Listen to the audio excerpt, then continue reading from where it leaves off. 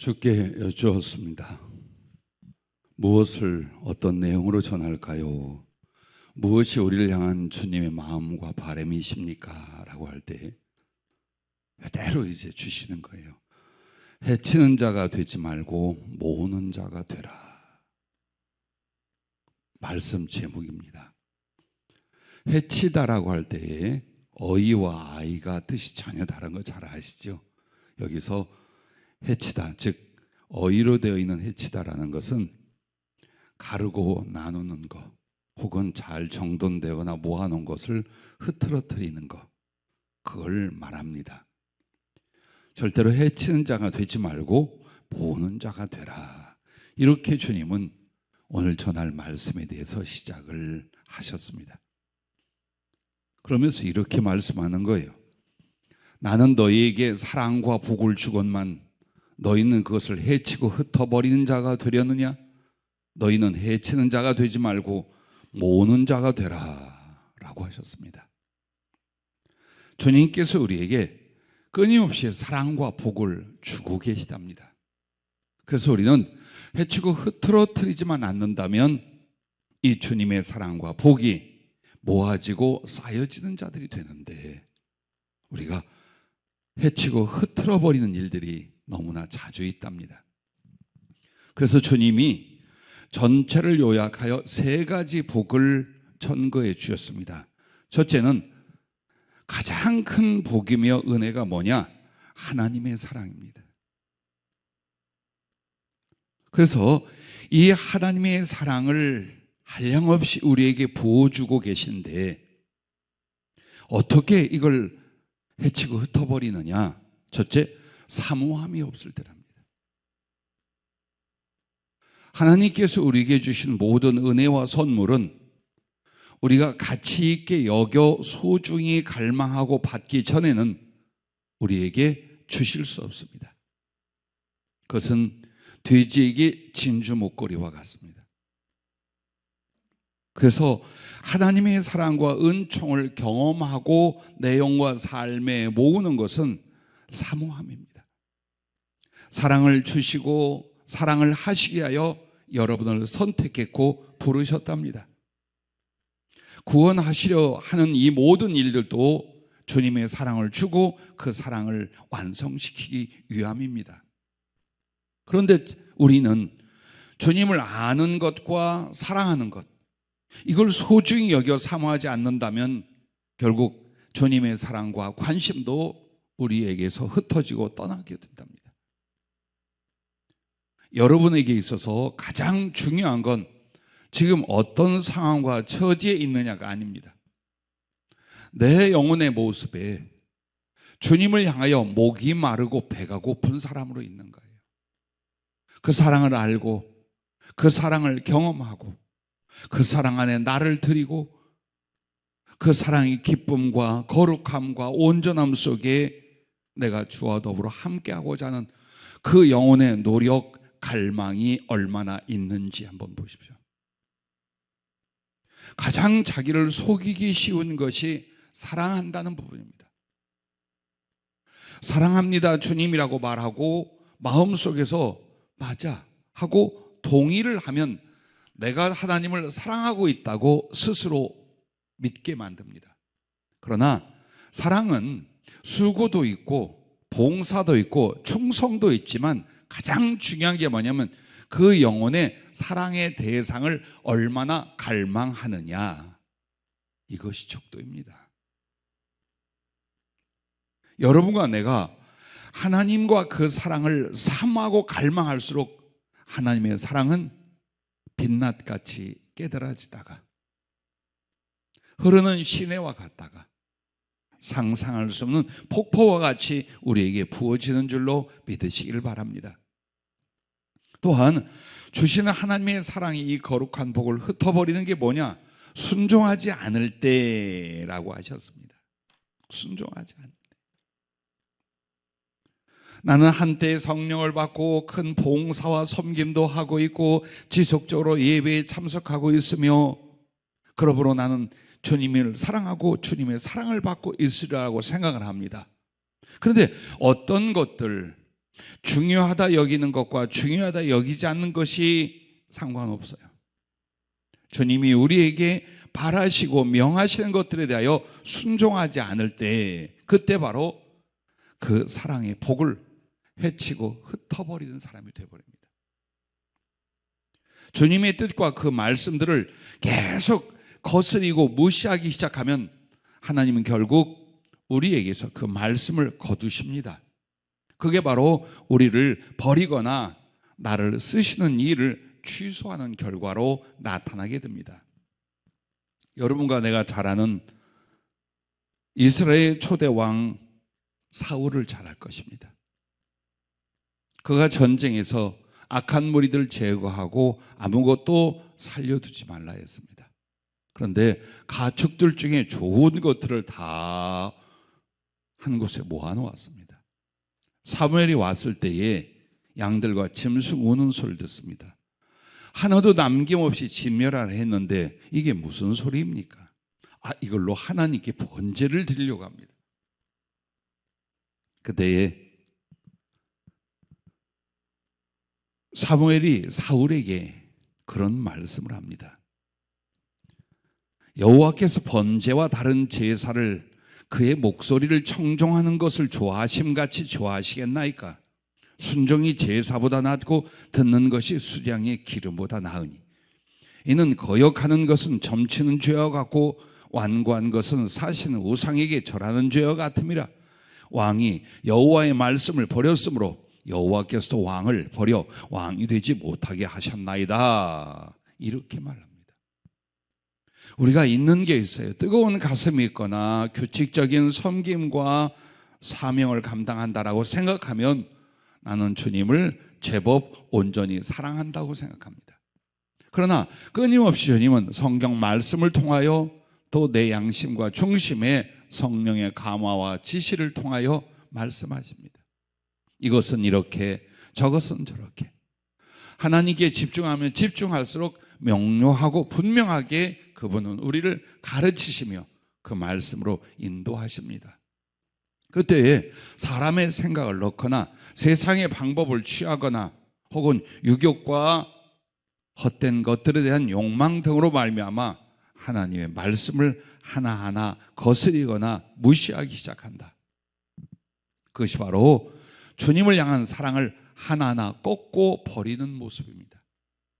하나님과 우리 사이의 모든 것은 순종으로 언약이 이루어지고 사랑이 실증이 됩니다. 복을 받는 모든 일도 그 말씀에 순종하는 것에 달려 있습니다. 그러므로 하나님의 뜻과 말씀 앞에 순종은 나의 이성과 의지와 판단에 달려 있는 것이 아닙니다. 그가 무엇을 말씀했는가, 여기에 달려 있습니다. 그러므로 사랑하는 주님을 향하여 여러분의 사랑은 가슴의 감정으로 일어나겠지요. 그리고 그 감정이 그가 원하시는 바를 기쁘게 순종하고 섬기는 쪽으로 가겠죠. 그러므로 주님은 가히 상상할 수 없는 은혜와 사랑을 우리에게 부어주시게 되어 있습니다. 그러나 만약 여러분과 나의 성품 안에, 삶의 방향 안에, 혹은 그가 주신 거룩한 사명과 명령 안에서 순종을 안 한다, 그렇다면 주님이 우리를 향하여 부어주신 그 사랑을 흩어버리고 해치는 자가 되고 마는 것입니다. 그러므로 여러분과 나는 사모함과 순종으로 하나님의 사랑을 모으는 자가 되어야 될 줄로 믿습니다. 하나님의 사랑은 성령으로 말미암아 우리 마음에 부은 바가 됩니다. 또 삶 속에 그 사랑의 도우심과 섭리로 나타나게 됩니다. 그러므로 주시는 주님과 받는 그 사람 외에는 하나님의 사랑의 깊이와 높이와 너비와 길을 알지를 못합니다. 주님은 당시의 소중하고 거룩한 것으로 우리에게 나타내시며 경험시키시며 부어주시며 약속하시며 인격적인 교통을 통하여 그 사랑을 부어주시고 우린 점점 그 주님의 사랑을 모으고 쌓고 충만에 이르는 자가 됩니다. 그래서 여러분과 내가 첫째 주의 작정을 하나님 앞에 뜻을 작정하자라고 한 것 중에 영성생활, 영적 생활에 대해서도 말씀을 드렸습니다.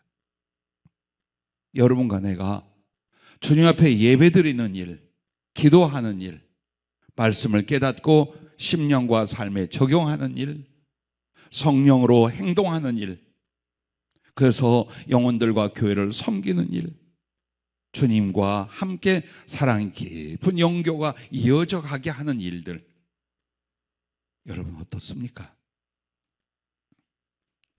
만약 이런 것들을 제외하고도 여러분과 내가 주님을 사랑한다고 말하면 거짓말입니다. 계속해서 우리는 위선과 형식으로 자기를 완악하게 만들어갈 뿐입니다. 부디 잊지 마십시오. 여러분은 예배자입니다. 여러분은 기도자입니다. 그게 우리의 본분입니다. 만약 여러분이 예배와 기도를 제외한다면 여러분은 누구입니까? 여러분에게 하나님 어떤 분이며 하나님 앞에 여러분은 무슨 삶을 살고 있습니까? 그 예배, 기도, 말씀, 성령의 은혜 등을 통해서 주님을 알고 경험하고 사랑하고 그 사랑을 더욱 충만히 이어가기 위하여 무엇보다도 여러분과 나는 마음과 목숨, 뜻과 힘을 다해야 할 것입니다. 이것이 바로 하나님의 사랑이라는 위대하고 영원하고 안전한 그 복을 모으는 자가 되는 것입니다.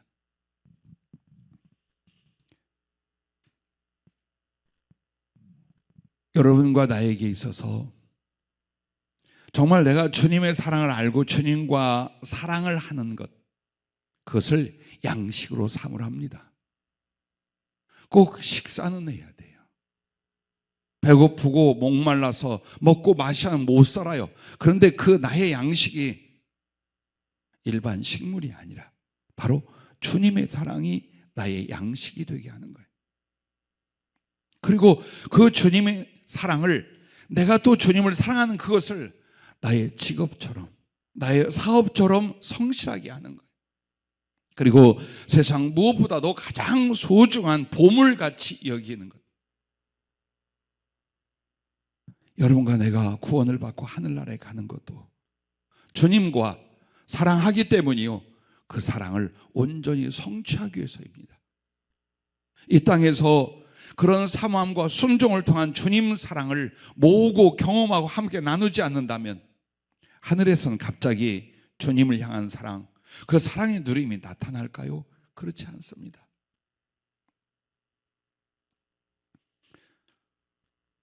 여러분, 예수님 십자가에 이름이 있답니다. 금요 기도회 때 여기서 기도를 하는데 내용이 무척이나 주님을 보고 싶어 했습니다. 그때 주님이 내 앞에 오셨는데 십자가에 달리실 때 벌거 벗겨진 그 모습에 겨우 아래를 뭘로 하나 가렸는데 그 천조차도 얼마나 낡고 더러운지 몰라요. 겨우 그 하나 가린 몸으로 오셔서 내 앞에 무릎을 딱 꿇으셨어요. 얼굴은 여전히 피범벅이 되어 있었어요.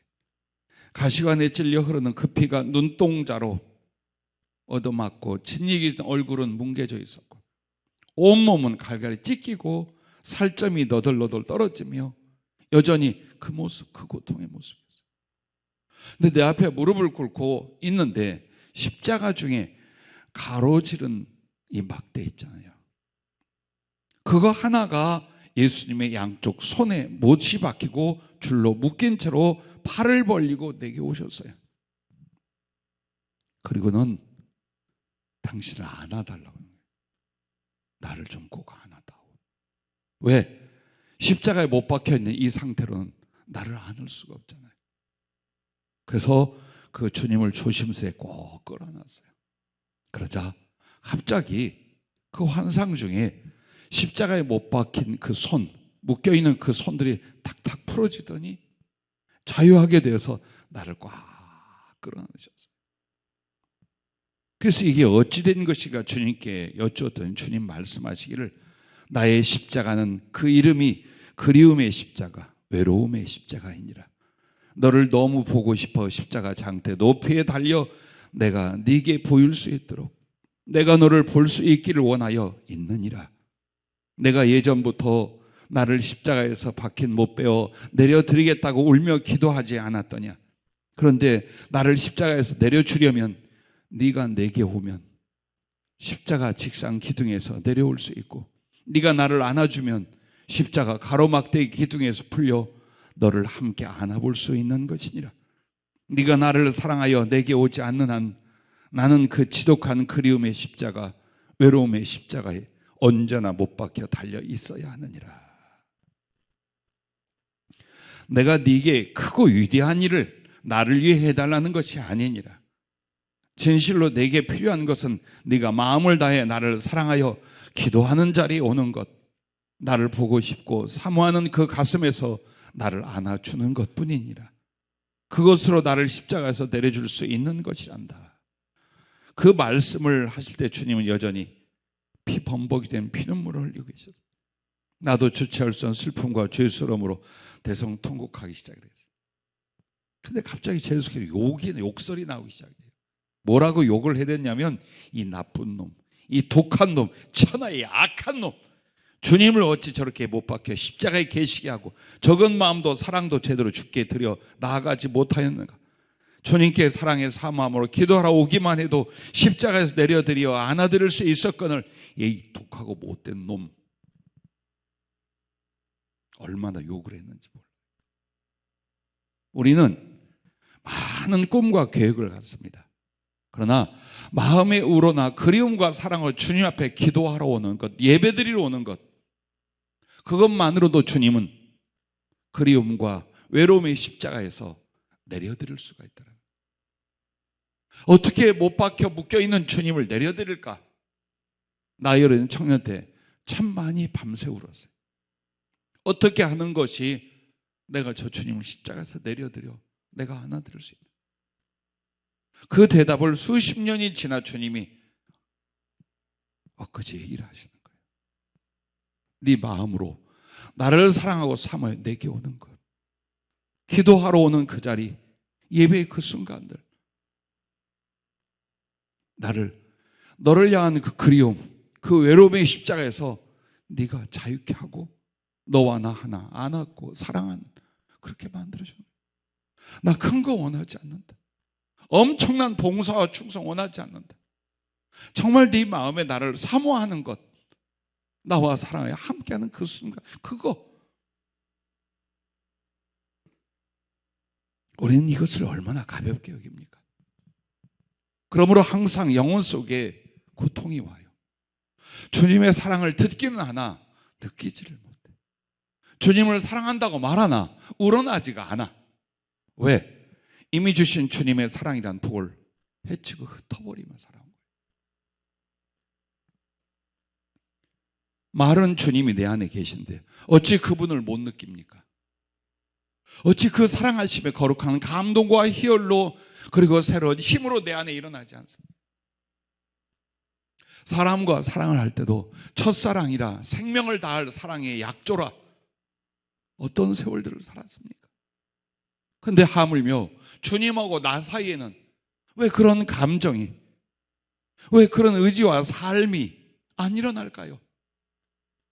그 사랑을 흩어버리고 있기 때문이다. 그 이야기를 하죠. 그러므로 다시 한번 발동을 하는 거예요. 그래, 내 삶의 이유, 내 존재의 목적은 내 구주 예수 그리스도를 더욱 사랑이다. 무엇이 주님을 사랑하여 사모함으로 당신께 나아가고 당신을 알고 당신과 함께하는 것인가? 여기에 마음과 생활을 집중하시는 것입니다. 두 번째는 우리 주님이 주시는 복 중에 우리가 해치는 부분이 어디냐? 인간관계라는 복입니다. 하나님의 생명과 복을 받고 나누는 복이 뭐냐? 인간관계랍니다. 자, 좋은 인간관계를 맺는 것이 이렇게 하나님 앞에 중요한 복이라는 걸 아마도 생각들 안 하셨을 거예요. 아니, 좀 하셨을 수 있을 거예요. 그러나 그 소중한 것들을 위하여 우리는 어떤 수고와 그리고 인내와 사랑을 나눴는가 보세요. 왜 나는 인간관계가 좋지 않은가?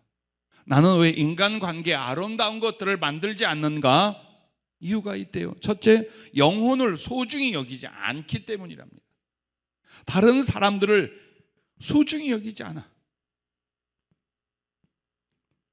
사람을 볼 때 무조건 하나님의 형상으로 여러분이 이미지 마음속에 인식을 갖고 계셔야 돼요. 누구냐 이들이 누구냐? 하나님의 형상이에요. 그러면 하나님의 모양대로 만들어졌다는 말만이 아니에요. 저와 나와의 관계를 통해 하나님의 형상인 그 존재를 통해 하나님께 내가 무엇인가를 하는 거예요. 사랑도 충성도 믿음도 섬김도 사람을 통해 하는 거예요.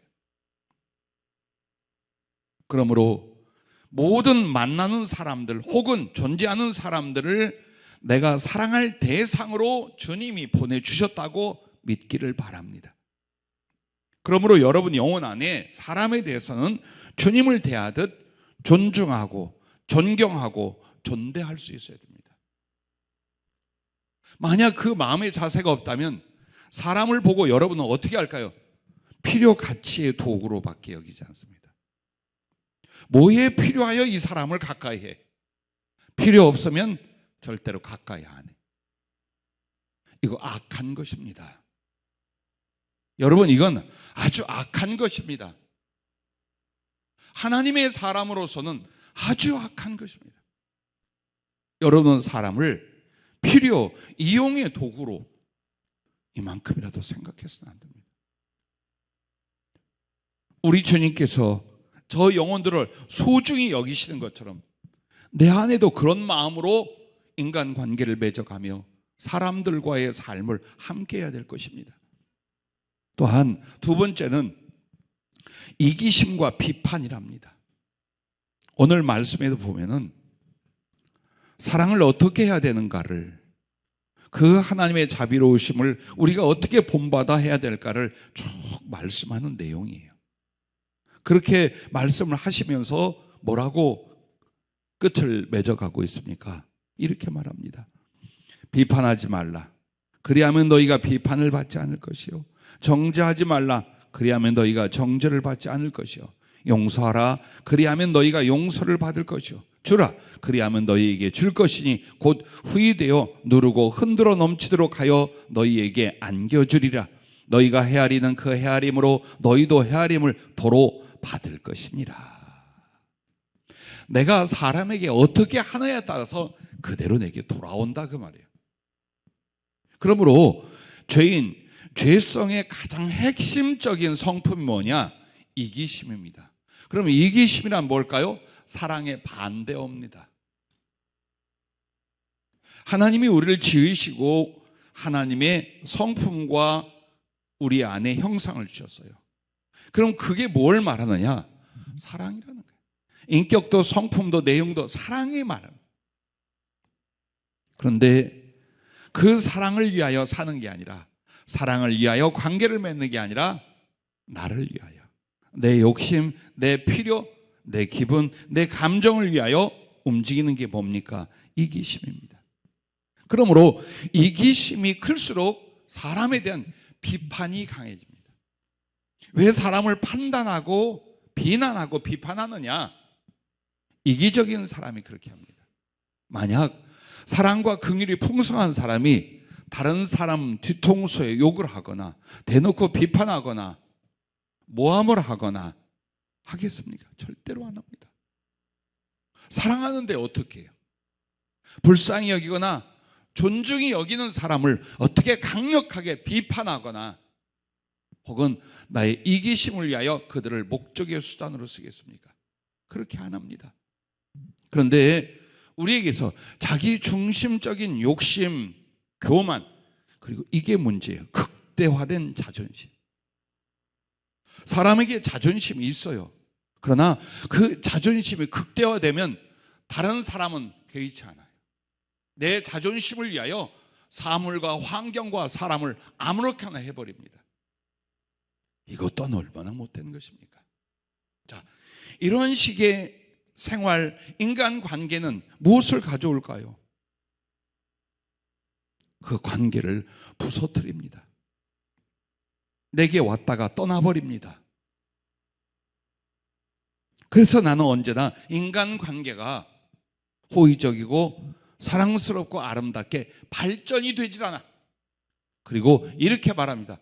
나는 재수 참 없어. 어디를 가서 누굴 만나도 못된 놈들만 만나. 정말 여러분 주변 다 못된 인간들이었습니까? 나야. 내가 못된 인간이었던 거예요. 왜 우리는 주님의 사랑과 말씀을 그렇게 듣고 배우면서도 다른 사람을 향한 삶의 중심이나 관계나 자세를 바꾸려 하지 않습니까? 그래서 우리의 이기심과 비판, 이런 모습들은 사람을 사랑하거나 구원하고 섬기려 하지 않습니다. 이용하고 비판하고 쉽게 버립니다. 쉽게 버리는 게 뭐예요? 배반입니다. 한번 사랑하면 끝까지 사랑할 수 있는 것, 그게 의리라, 그게 사랑이라 한다면 쉽게 버려. 그래서 인간관계를 해치고 흩어버리면 그는 하나님의 사랑과 영원 사랑이 소멸되어 버린답니다. 잘해야 돼요. 사람과의 사랑이라는 게 결국 무엇입니까? 인격관계, 인간관계예요. 그렇지 않습니까? 가족도 마찬가지고. 그런데 이걸 자꾸 해치고 흩어버리는 거예요. 그런데 어찌 하나님 사랑과 영원 사랑이 내 안에 존재하겠습니까? 그러므로 하나님이 나를 통해 이루시고자 했던 사명과 사역이 무너질지언정 성취될 수 없다라는 것입니다. 물론 자신도 하나님이 연결하는 사람으로 말미암는 사랑과 은혜를 결코 받을 수 없습니다. 우리는 언짢은 뜻에서 학연 혹은 인맥관계, 지역관계 이런 얘기를 합니다. 그런데 인간관계의 연결은요, 여러분 일부러 속여 이득을 취하고자 한다면 악이지만 다 복이에요. 인맥이라는 것, 인간관계라는 것, 여러분 그것이 무엇이라고 생각합니까?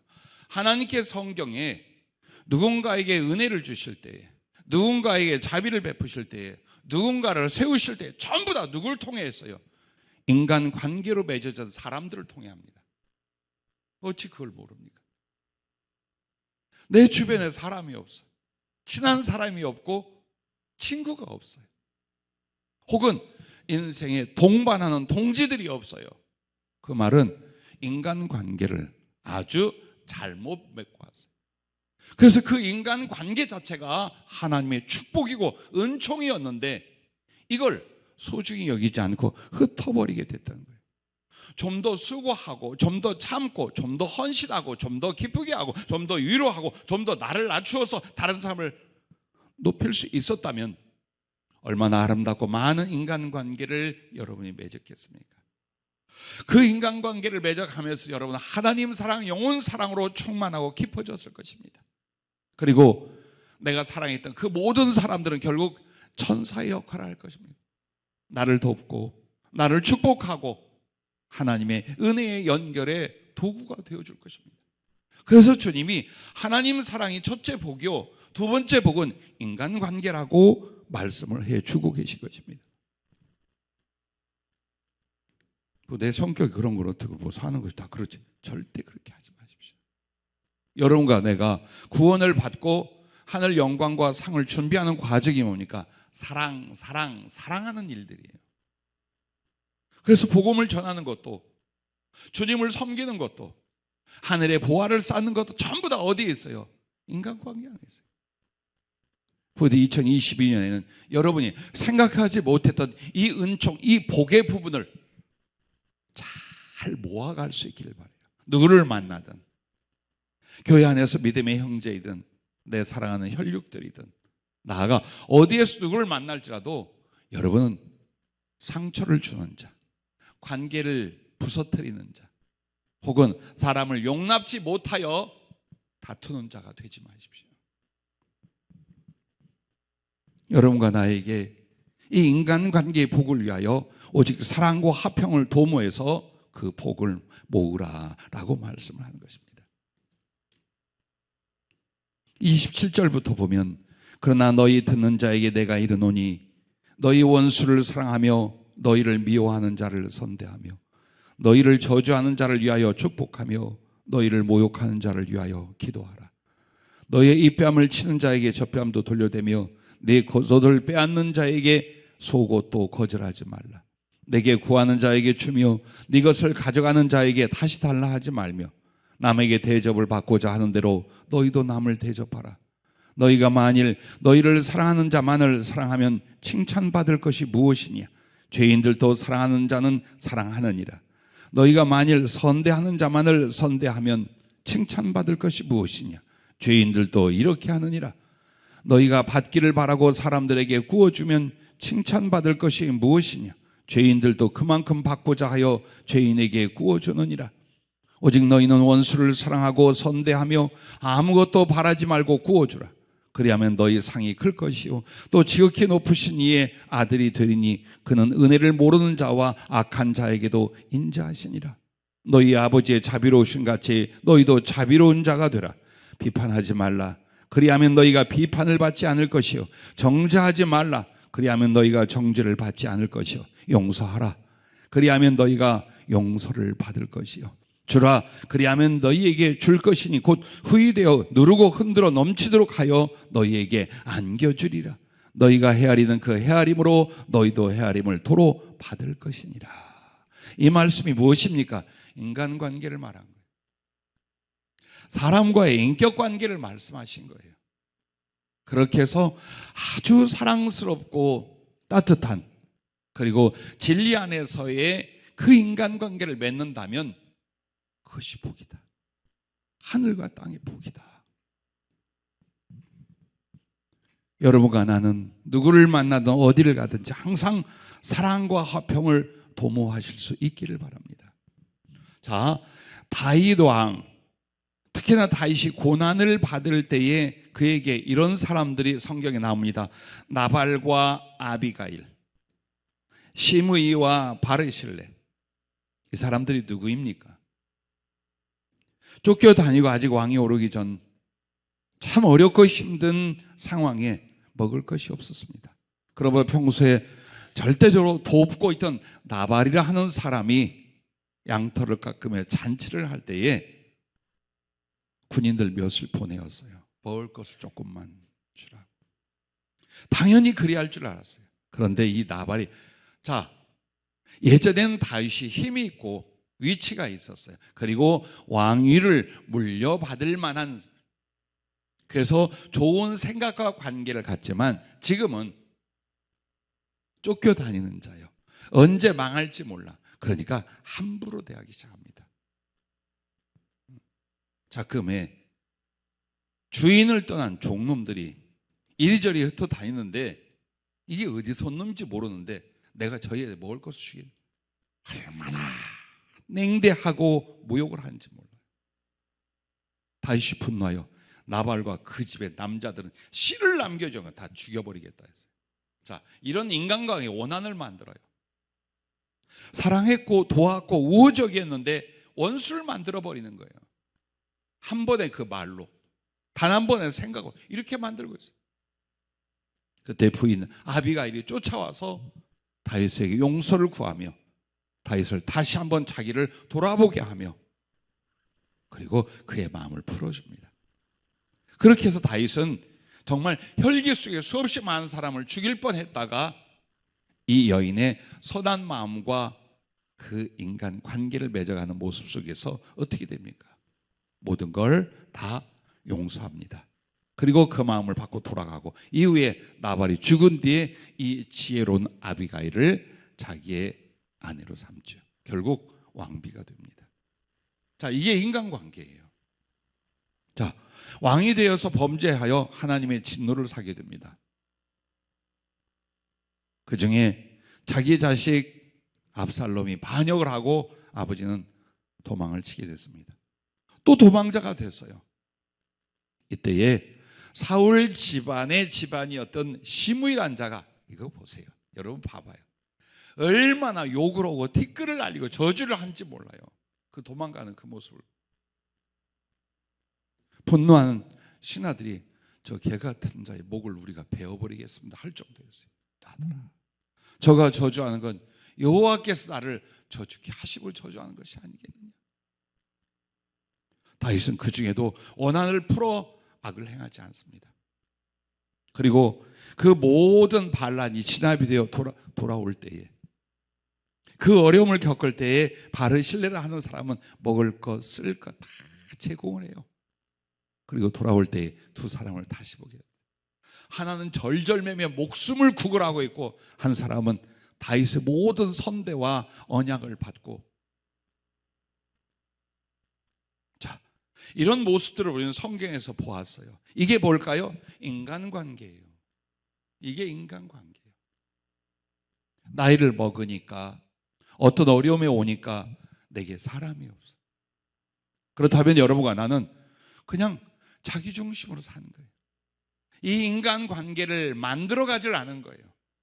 오히려 흩어버리는 일 절대로 하지 마십시오. 조금 손해를 보시더라도, 조금 희생을 하시더라도 사람과 사람 사이에 여러분이 흐트러지는 자, 무너뜨리는 자가 되지 마십시오. 오직 사랑과 화평을 통하여 잘 만들어 놓으십시오. 그래야만 어느 날 그 만남, 그 사랑의 인연을 통해서 주님이 복을 주고 은혜를 주고 영혼 구원이나 거룩한 사역을 이루실 줄로 믿으시기를 바랍니다. 사도행전에 나오는 다비다라 하는 도로가는 죽었어요. 죽은 이 여인이 다시 살아났어요. 하나님의 은혜로. 어째서 살아났습니까? 과부나 어려운 사람들에게 그렇게 구제와 사랑을 베풀었어요. 그러다가 자기 몸도 못 돌보고 사업도 다 어려움에 처해질지라도 그렇게 돕다가 병들어 죽었어요. 근데 그의 사랑과 도움을 받던 사람들이 얼마나 울면서 기도했는지 베드로를 통하여 다시 그 영혼을 살립니다. 자, 보십시오. 인간관계의 아름다움이 어떤 복인가? 성경은 우리에게 참으로 소중하게 가르쳐주고 있습니다. 만약 여러분이 아무개 씨 나하고 같이 갑시다, 같이 일합시다, 우리 사귀읍시다 할 때 그 사람이 대놓고 아니면 속으로 싫어, 넌 진짜 싫어, 네 옆에 있는 사람 넌 말고, 잘못 산 거예요. 근데 혹시 여러분은 모르고 계신지 몰라요. 그죠? 누가 대놓고 말 안 하면 다 좋아하는 줄 알아. 근데 한번 보십시오. 친구가 있나, 동지가 있나, 여러분이 어려울 때 가슴에 품어줄 사람이 있나 보세요. 만약 없다, 외롭다, 잘못 산 거예요. 그래서 주님은 인간관계를 복으로 우리에게 먼저 주셨답니다.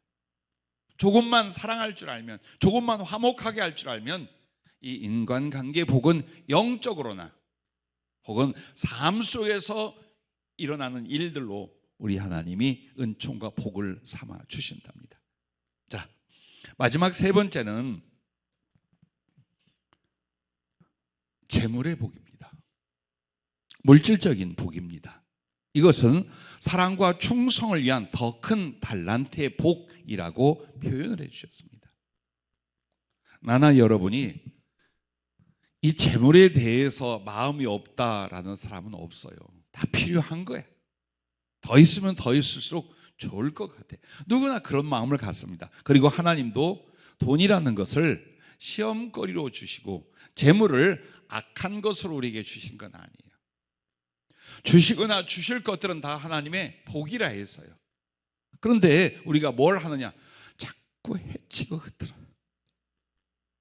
물질로 주님이 복을 우리에게 부어주시는 걸 우리가 차버린다 그 말이에요. 어떻게 하는데? 첫째, 하나님의 것을 절취하지 말라라고 하셨어요. 이게 가장 큰 문제랍니다. 더군다나 하나님의 백성, 하나님이 양육하고 변화시켜 천국에 데려갈 하나님의 사람들인데 그 하나님의 것을 절취한단 말이에요.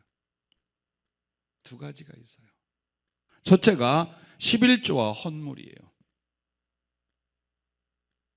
이 부분에 대하여 어려서부터 사실은 훈련과 양육이 돼야 됩니다. 세월이 가고 나이 먹으면 당연하지만 어린 가슴 안에도 하나님의 것을 구별하여 하나님께 드릴 수 있는, 그게 말라기 3장 8절부터 12절에 보면 이렇게 말합니다. 더 세게 말합니다. 절취라는 말보다. 사람이 어찌 하나님의 것을 도둑질하겠느냐? 그러나 너희는 나의 것을 도둑질하고도 말하기를 우리가 어떻게 주의 것을 도둑질하였나이까 하는도다. 이는 곧 11조와 봉헌물이라. 너희 곧 온 나라가 나의 것을 도둑질하였으므로 너희가 저주를 받았느니라. 만군의 여호와가 이르노라. 너희의 온전한 11조를 창고에 들여 나의 집에 양식이 있게 하고 그것으로 나를 시험하여 내가 하늘 문을 열고 너희에게 복을 쌓을 곳이 없도록 붓지 아니하나 보라. 만군의 여호와가 이르노라. 내가 너희를 위하여 메뚜기를 금하며 너희 토지 소산을 먹어 없애지 못하게 하며 너희 밭에 포도나무 열매가 기한 전에 떨어지지 않게 하리니 너희 땅이 아름다워짐으로 모든 이방인들이 너희를 복되다 하리라. 만군의 여호와의 말이니라. 아멘. 자, 11조라는 걸 꼭 해야 되는가라는 어떤 그 논쟁이나 말씀을 나누는 일도 있어요. 여러분, 구약의 11조 제도가 왜 신약까지 와야 됩니까?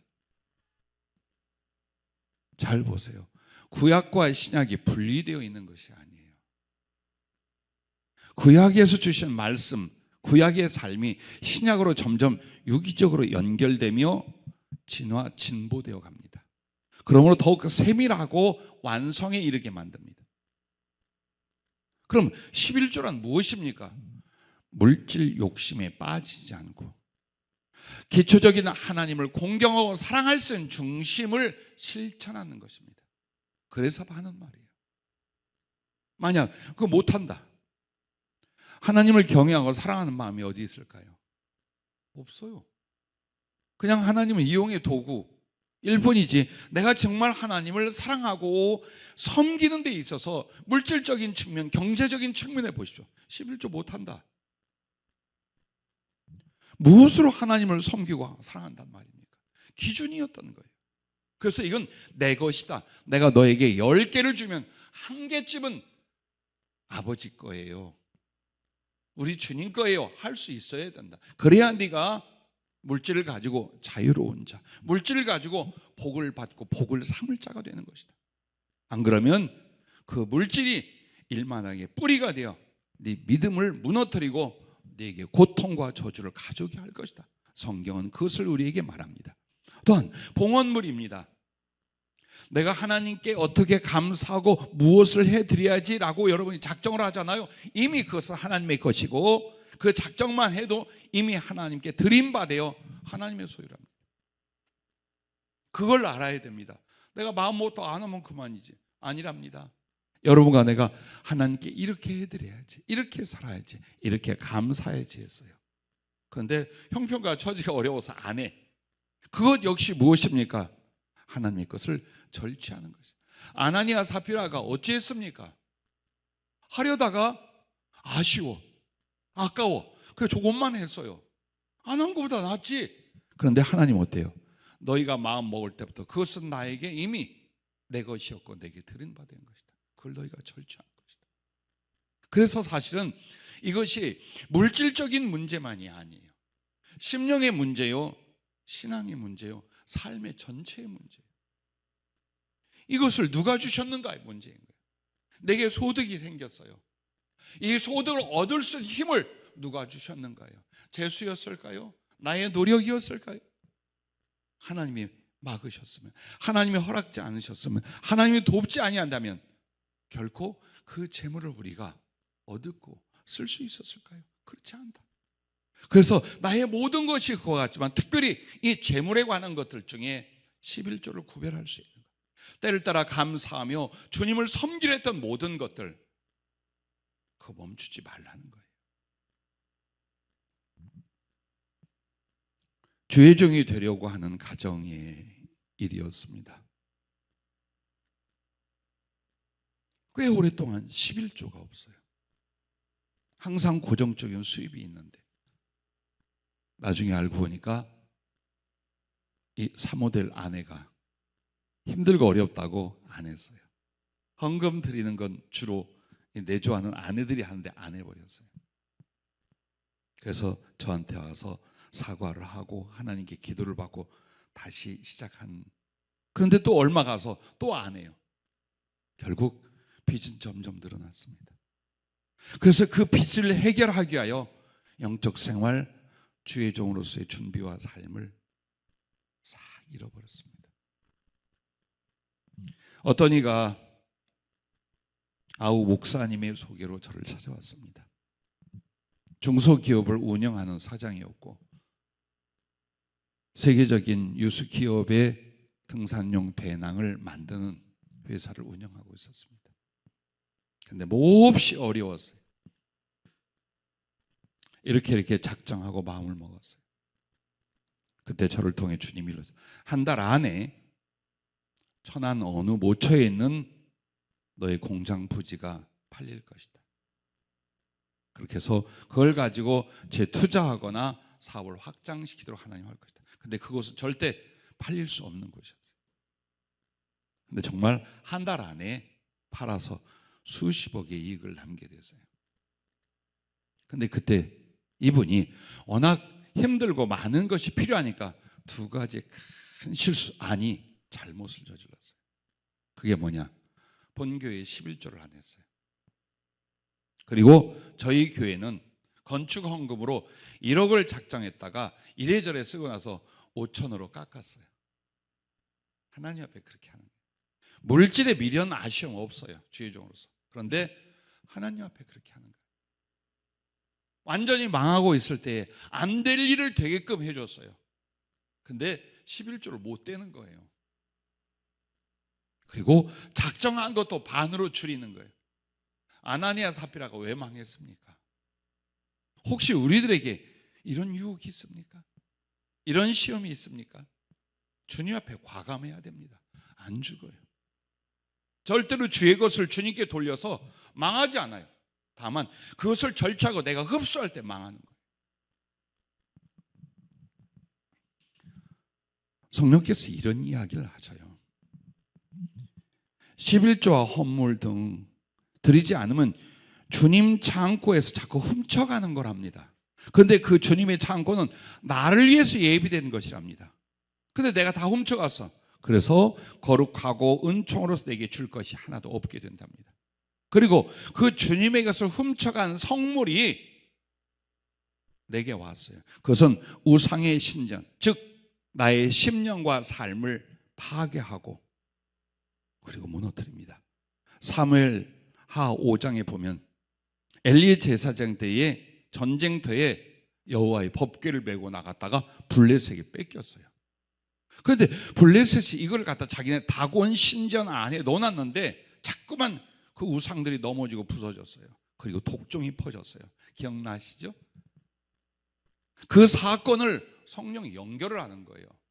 너희들이 내 것을 가져갔다면 내 법궤를 빼앗아서 자기 신전에 갖다 놨다. 담심이라는 우상 신전에 하나님의 것을 갖다 놨다 이 말이에요. 그러니까 망한다는 거예요. 그게 저주라는 거예요. 우리는 좀 아쉬워서 어려워서 아니라는 거예요. 하나님의 것은 성물이에요. 그런데 그것을 가져가는 건 탐심이라는 우상의 신전이에요. 누가? 내 심령과 생활이. 그래서 다 무너지게 하시잖아요. 그래야 우리가 회개하고 구원받을 수 있기 때문이에요. 이런 거룩한 문제가 연결이 되어 있어요. 그래서 주님은 이 욕심 빠지지 않게 하기 위하여 11조 문제, 하나님께 봉헌하는 문제에 대해서 뭐라고 하는가? 말할 수 없는 축복을 약속을 해요. 당연한 것 위에도 너희가 이렇게 해봐라. 내가 너희에게 너희 집안, 너희의 삶에 얼마나 풍성하게 해줄 것인가라는 약속을 왜 하십니까? 시험에 들지 말라. 그 축복을 흐트러 버리지 말라고 그렇게 약속을 하고 계신 것입니다. 행여라도 생활이 어렵다, 힘들다 해서 여러분 하나님께 드려야 마땅한 것들을 절취하지 마십시오. 다 망해버립니다. 꿈도 신앙도 나의 삶도 무너지게 됩니다. 그리고 하나님의 것을 절취하지 말아야 될 두 번째 게 뭐냐? 주일 성수입니다. 아주 잘못된 주일 성수 개념들이 있습니다.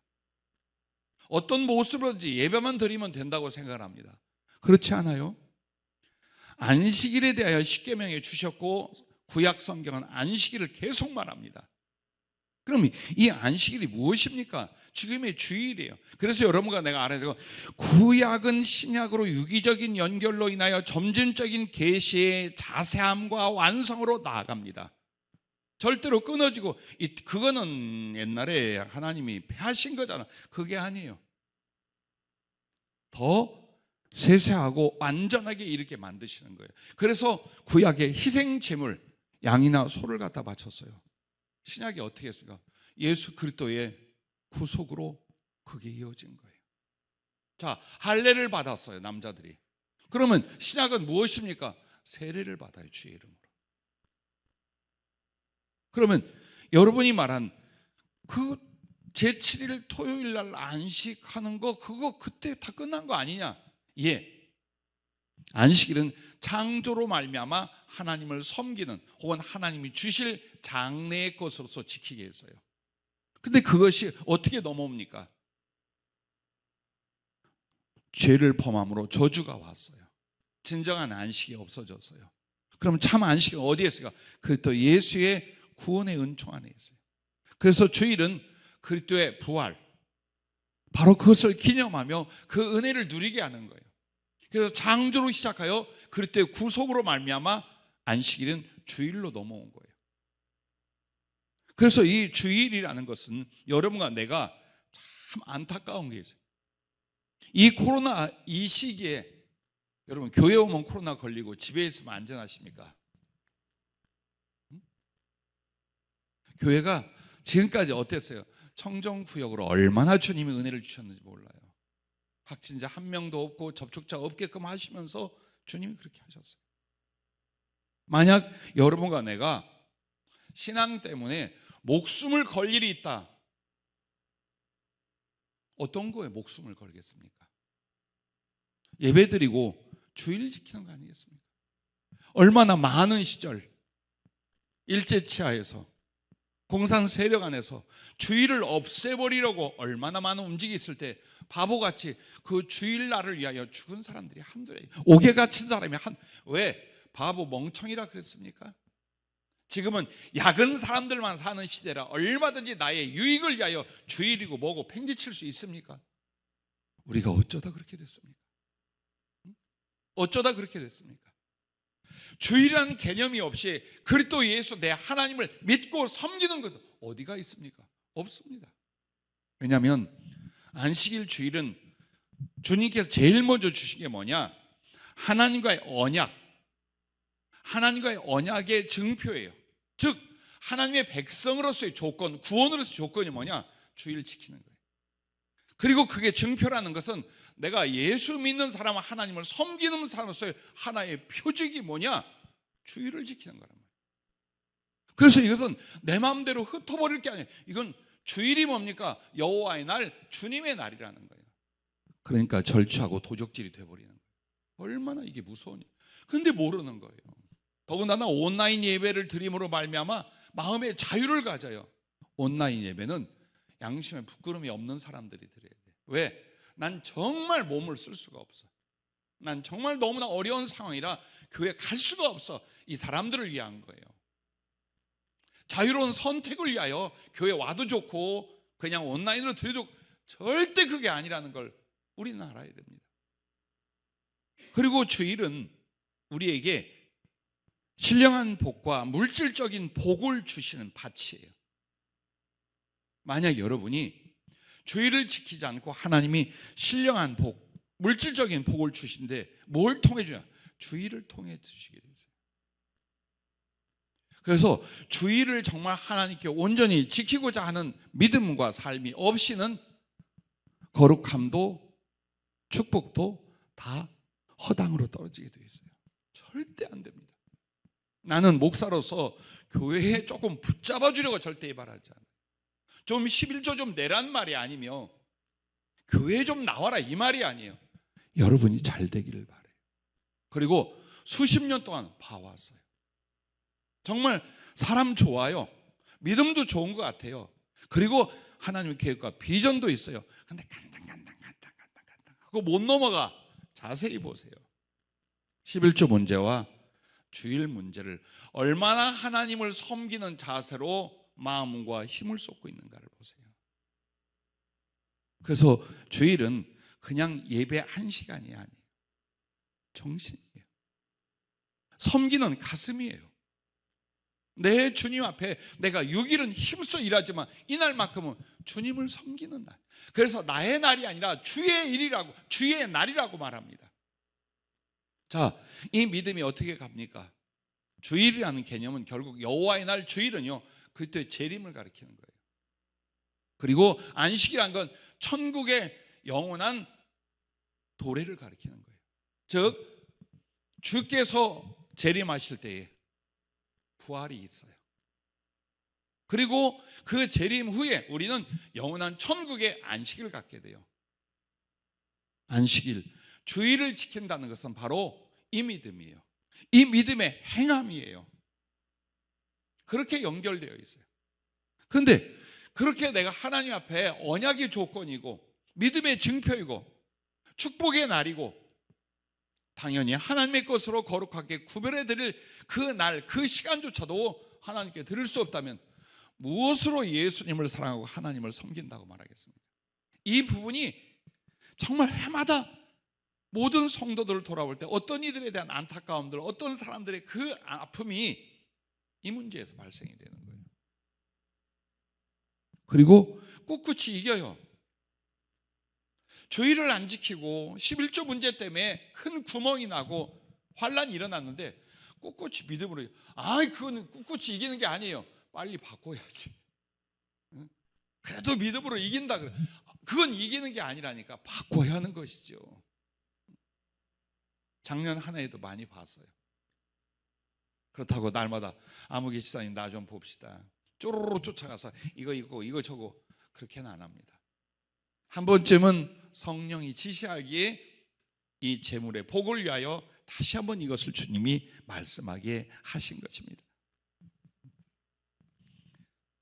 자, 사랑과 충성을 더 큰 달란트, 이 재물의 복의 첫 번째는 하나님의 것을 절취하지 말라, 이 부분입니다. 두 번째는 선을 행함에 인색하지 말라라는 겁니다. 악착같이 모아서 모이는 것이 아닙니다. 오히려 그것은 유혹과 시험과 심판을 모으고 있음과 같습니다. 주님은 분명히 말합니다. 우리가 물질적으로 복을 받는 이유는 더 큰, 더 진실한 사랑의 섬김을 위하여 주시는 거예요. 딱 그거예요. 물론 우리의 필요를 돕는 하나님의 손길이 있어요. 여러분의 필요 충분히 주님이 채워주셔요. 그러나 더 아름답고 고귀한 것은 그 나의 필요를 나눌 수 있는 거예요. 다른 사람에게 베풀 수 있는 거예요. 주님이 이 재물의 복을 우리에게 주시지만 선을 행하며 인색하잖아요. 다 흩어버리고 해치는 거예요. 그래서 이기심과 인색함의 헤아림으로 자기 그릇의 헤아림을 받음이 된다라는 것이 38절의 말씀이에요. 내가 인색하잖아요. 내 그릇이 작다라는 거예요. 그걸 드러낸 것뿐이에요. 작은 그릇에 하나님이 무엇을 붓어요? 깨진 그릇이에요. 거기에 무엇을 붓겠어요? 그러므로 선을 뿌림이 없기에 거둘 은혜가 없고 주지 않게 나눌 것을 부어주실 수 없다라는 걸 우리가 하나님 앞에 알아야 됩니다. 주님을 닮아가는, 주님을 섬기는 모든 것이 무엇일까요? 사랑하고 다른 사람을 대접하는 것들입니다. 그래서 여러분과 나는 재물을 하나님과 영혼 사랑에 사용하여 재물의 복을 모으려 해야 할 것입니다. 여러분과 나는요, 재물을 경제력으로 보면 안 돼요. 경제력을 내가 갖는다, 그러므로 뭣도 하고 뭣도 하겠다, 그렇게 보면 안 됩니다. 오직 하나님 앞에 선행의 도구로 여기고 실천하셔야 됩니다. 내가 왜 돈이 생겼을까? 내가 수고하여 약간의 재물을 얻었는데 이걸로 뭘 할까? 선행의 도구예요. 주 예수의 이름으로 선을 베푸는 선행의 도구가 내가 가지는 재물이라고 믿으시길 바라요. 그리고 그렇게 하세요. 그럼 없어질까요? 소멸될까요? 아니요. 씨 뿌림으로 100배를 거두게 돼요. 그리고 여러분의 작은 사랑이 점점 커지게 되고 그 사랑을 멋지게 세상에서 하늘까지 이어져 가게 하여 달란트로 재물의 복을 부어주시게 되어 있어요. 이게 약은 사람, 이게 지혜로운 사람이에요. 나를 위해서 자꾸 모으고 나만을 위해 쓰려고 합니다. 곧 없어지게 됩니다. 주님 오셔서 그 말씀했어요. 앞으로 정말 구제를 많이 하고 선교를 하고 물질로 많은 영혼을 구원한 일에 사용하겠다. 그런데 누구를 사용하겠느냐? 재물에 자유한 자들을 내가 쓰겠다 그러죠. 재물에 자유한 자가 무엇입니까? 선한 일을 위하여 쓸 줄 아는 거예요. 이것 때문에 버들버들하고 사는 사람, 혹은 욕심에 빠진 사람은 재물의 노예가 되어버린 거예요. 절대 하나님이 들어쓸 수가 없답니다. 아주 멋지게 담대하게 우리 하나님의 재물은 착한 일을 위하여, 사랑을 위하여, 주님의 영광과 이름을 위하여 쓰는 것이다. 그렇게 마음 먹고 실천해 나가면 두렵던 여인이 주님 앞에 드린 것이 무엇입니까? 제가 늘 말하죠. 라면 한두 개 값이었다. 요새 라면 값이 올라가지고 아마 한 개밖에 못 사. 그거였어요. 그럼에도 정말 자기에게 있어서 가장 소중한 첫 것을 주님 앞에 드림으로 가장 많이 드렸다고 칭찬을 받지 않습니까? 이스라엘 백성이 애굽에서 나올 때에 가서 무조건 그들에게 그동안 노예로 부려먹었으니까 내놔, 금은보화 내놔라 하면 그들이 줄 거야 그래라 그랬어요. 그래서 정말 찾아가서 좀 줘 그랬더니 아무도 말없이 다 내어줬어요. 그래가지고 그걸 가지고 와서 결국 광야에서 쓸 일이 없네. 무엇을 했어요? 성막, 성전을 건축한 데 썼어요. 그리고 신명기에 그 말을 뭐라고 하시느냐? 재물을 얻는 능력을 하나님이 주신 것을, 내가 내 힘으로 돈을 벌었다고 말하지 마라. 그 재물 얻을 힘을 여호와께서 주셨다고 너희들이 알고 있어야 한다 라고 말씀을 합니다. 그렇습니다. 우리는 좀 이제 주님이 알아서 좀 부어주셔서 선하고 멋진 일, 착한 일 좀 하게 하시죠 라고 하셨어요. 그런데 재물이요, 잘못하면 영혼을 망하게 만들어요. 그렇게 사랑하고 구원하고 이끌어갈 그 영혼들이 물질 때문에 비열해지고 욕심, 탐욕으로 빠지기 시작하고 주님보다 물질과 썩어질 것에 매달리는 모습을 저는 40년 동안 봤습니다. 목회하면서 40년 동안 봤어요. 정말 교회 하나님 앞에 쓸만한 사람, 주의 일을 할 수 있다고, 경제력을 가지고 할 수 있다고 했던 사람들이요, 얼마나 많이 자빠지고 넘어졌는지 몰라요. 주의 종 데려다가 넘어진 사람의 10배는 돼요. 그렇게 물질이라는 게 위험한 거예요. 그래서 여러분에게 그걸 늘 마음과 삶 속에서 작더라도 없더라도 나누는 것이요, 사랑하는 것이요, 선을 위해서 쓰는 것이요, 그게 중심이 됐어요. 그리고 정말 작더라도 그렇게 하고 있어요. 그렇다면 주님이 어때요? 물질에 자유로운 자, 물질로 진정 사랑을 이루고 충성을 이룬 자로 인정하실 때에 아끼시겠어요? 망설이시겠어요? 그 물질적 달란트를 얼마든지 부어주시고 당신의 사역과 계획을 위하여 쓰실 줄로 믿으시기를 바랍니다. 그러므로 삭개오의 변화를 보십시오. 그렇게 악착같이 모았어요. 자존심, 인생, 인간관계, 신앙, 영혼 다 팔아가면서 했어요. 근데 절대로 하나님을 향한 믿음과 사랑에서는 이게 안 되는 거예요. 그도 하나님의 사람이라. 그래서 뉘우치고 아파할 때 주님이 찾아가셨고, 주님 만난 순간 그에게 어떤 변화가 있는가? 이거는 나를 위한 탐심의 도구로 모으는 것이 아니었다. 주님처럼 사랑으로 베푸는 것이었다. 그래서 다 퍼주고 나눠줍니다. 자, 우리에게 있어서 이 재물의 복이라는 것은 단지 노력만으로 오지 않습니다. 아마 인생을 살면서 그렇게 수고하신 여러분은 알 거예요. 노력만으로 되지 않아, 운으로 되지 않아. 하나님이 부어주시지 않는다면 이건 절대로 될 일이 아니야. 잘 아시죠? 근데 하나님은 언제 보죠? 하나님의 것 하나님께만 드리면 돼요. 그리고 물질에 욕심, 물질에 붙잡히는 사람만 아니라면 얼마든지 주님이 경제력을 주고 재물의 복을 줘서 여러분이 주를 사랑, 영혼을 사랑하는 일을 이루게 하실 줄로 믿으시길 바랍니다. 잠언 19장 17절에 보면 하나님께 꿔준 거예요. 가난한 사람, 어려운 사람을 여러분이 물질로 도왔습니까? 하나님께 구워줬대. 그런데 하나님은 본전보다 이자가 1000배 만배 많아. 우리가 그것을 알아야 돼. 그래서 여러분과 내가 인생을 할 때 돈이나 물질, 보화를 탐하지 말고 명예를, 은총을 구하라고 잠언 22장 1절에 말해요. 명예가 무엇입니까? 사람들에게 인정받는 거예요. 아, 참 좋은 분이다. 참 사랑이 많구나. 하나님과 사람이 칭찬하고 인정하는 것이 명예예요. 돈을 구하지 말고 명예를 구하고, 은금을 구하지 말고 은총을 구해라. 하나님의 은혜가 무엇인가?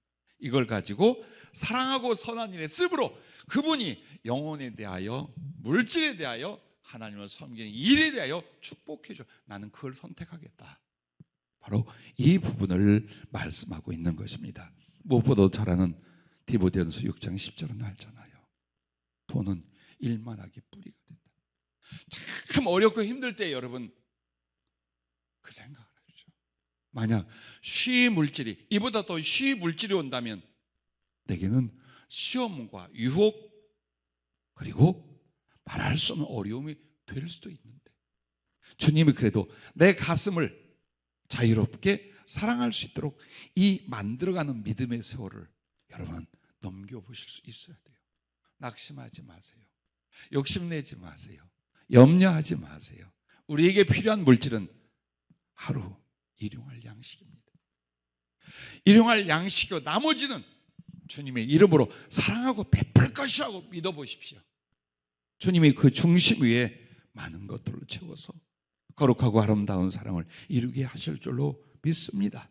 자, 그래서 여러분과 나는 하나님이 복을 안 주시는 자가 아닙니다. 하나님은 복을 이미 주셨답니다. 예비해 놓은 것도 있고 주신 것도 있답니다. 내가 그 하나님의 복을 해치고 흩어버리지만 않는다면 삼가여 이 생명과 은총을 모으는 자가 되고 붙드는 자가 되려 한다면 주님께서 어떻게 합니까? 여러분이 늘 사랑하고 즐겨 외우는 하나님 말씀이 있습니다. 영혼이 잘되고 강건하고 범사가 형통하리라는 요한삼서 1장 2절의 복의 말씀을 여러분에게 주실 줄로 믿으시길 바랍니다. 그래야 돼요. 그저 우리가 범사에 형통하여 물질도 많아지고 하는 일이 잘 되더라, 이거 하나는 복이 아니에요.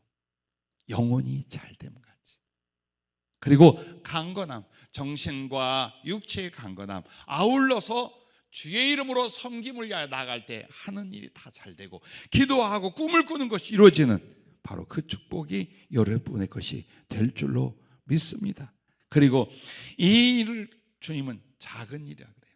이 작은 일에 충성하는 사람들에게 큰 것을 맡기고 주인의 기쁨에 참여하게 하리라, 이 복을 약속하고 계십니다.